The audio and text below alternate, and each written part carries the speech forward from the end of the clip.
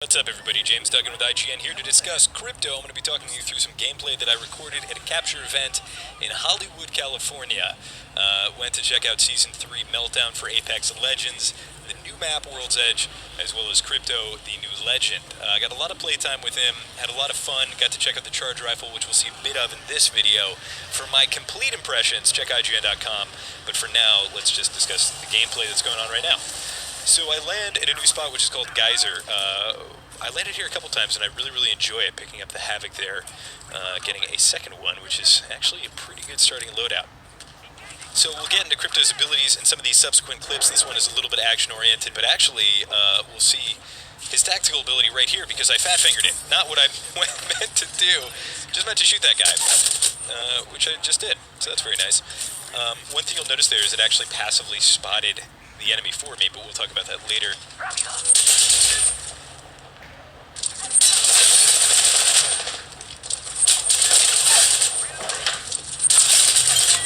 Crypto, unlike Watson, who obviously very powerful, didn't really care for her though. Crypto, completely my style. That said, if you're just fighting somebody who doesn't have something like the ability to wraith away or the ability to grapple somewhere, so you kind of just have to rely on your gun skill. And right here, got one.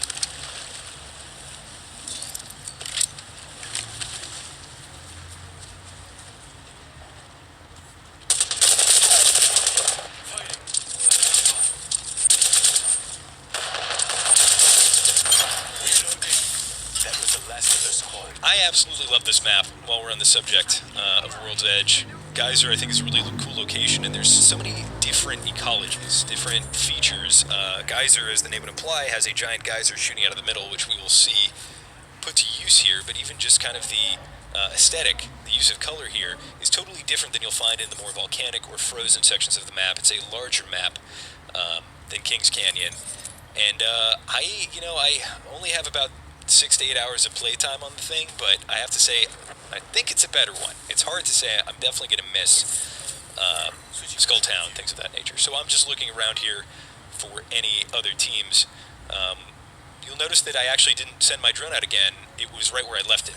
And it'll stay there, and it'll passively spot enemies for you, which we'll see a bit of in just a minute here. And the drone is very forgiving. There's no cooldown in terms of recalling it. And you can just keep it somewhere for as long as you want, as long as you don't get out of range. And the range is tremendous. I'm going to pick up the charge rifle here. 1 minute. Got my ally respawned there. You can see the drone distance in the bottom left-hand corner there. And you can hold H at any point to recall the drone, which puts it back on your back and allows you to toss it from where you're at. It's important to keep track of your drone. You don't want to just set it and forget it. You kind of want to keep on top of it. I'm moving over there. Here comes the geyser. Whiffing that, but that's okay because I need this syringe. That was intentional, guys. I intentionally whiffed that. I'm going to heal up here. My ultimate is ready, but we're going to talk about the ultimate later when I use it.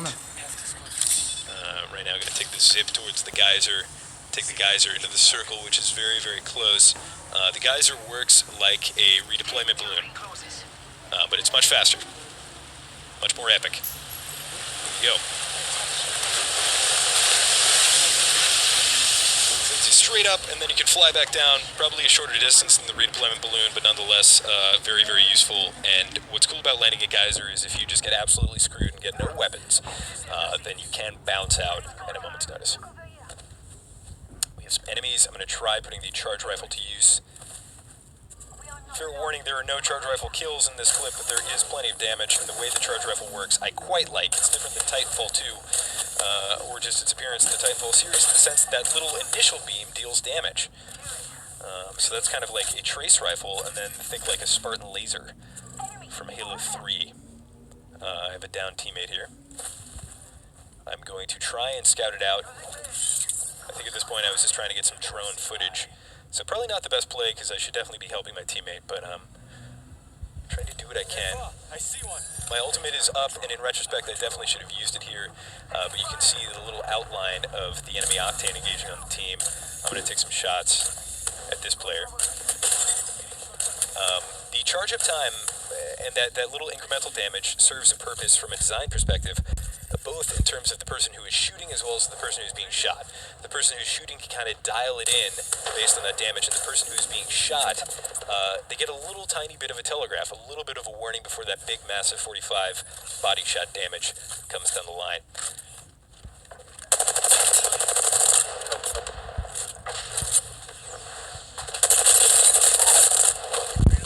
Yeah, I put one down.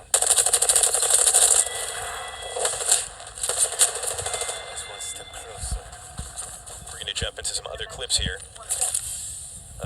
Here's a really good example of how you can kind of use the drone, scout ahead, and immediately have kind of an actionable response to it. So I'm going to toss it out. It's already in the air. This guy, I'll let you know what attacking that area. I see a player, and you can actually see right there, I get that notification. If we go back and slow that down just a little bit, I get that HUD notification, and that's not me. That's the drone doing the work. That's the drone passively in the air, spotting that enemy, and it gives you this kind of Bloodhound-esque see-through walls spot, and as part of his passive, his whole team can actually see that. Let's move on to some ultimate usage here.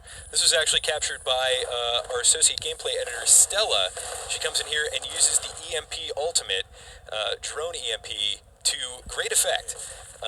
Her team wasn't necessarily in a position to follow up, but just taking a look at it again, there's essentially a charge-up time, and this ultimate deals 50 shield damage, slows players, and destroys traps, so quite a lot of use out of this. My first impression of Crypto, in terms of a power ranking standpoint, is he is incredibly powerful. I think this drone is super useful. So much so that I think there are probably going to be some nerfs imminent in terms of like the recharge time when it's destroyed, stuff like that. Alright, so I'm able to see some players here. I go in for an ultimate myself, but that player's already down, so nothing there. But what's noteworthy here is this actually hits me. I asked a developer about this, whether the drone EMP can hit Crypto. The developer